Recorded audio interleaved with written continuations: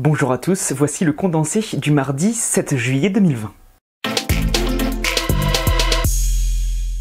Après l'annonce hier du nouveau gouvernement, les passations de pouvoir entre ministères ont eu lieu toute la journée.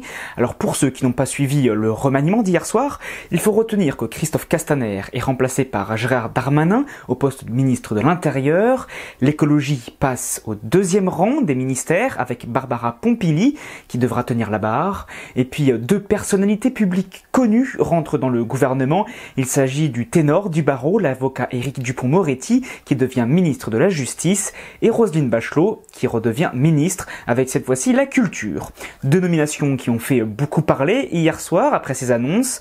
En attendant, aujourd'hui, ils se sont installés avec sans doute l'objectif d'y rester jusqu'en 2022. Une information judiciaire a été ouverte contre 3 membres ou ex-membres du gouvernement.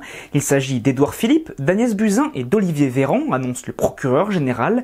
Alors cela fait suite aux 53 plaintes examinées précédemment et 9 ont finalement été retenues. Délit de combattre un sinistre et mauvaise gestion de la crise du coronavirus. Voici ce qui pourrait leur être reproché. Le président brésilien Jair Bolsonaro annonce avoir été testé positif au coronavirus. Alors depuis plusieurs semaines, il participait à des bains de foule et autres manifestations. Le virus n'a jamais autant circulé en Amérique du Sud, le nouveau foyer du Covid-19. Le président français Emmanuel Macron débarque sur l'application tendance TikTok avec une première vidéo pour féliciter les bacheliers. TikTok est majoritairement utilisé par les 13-18 ans, devenu le réseau numéro 1. TikTok appartient à une entreprise chinoise et d'ailleurs actuellement le bras de fer entre l'administration américaine et l'application fait rage.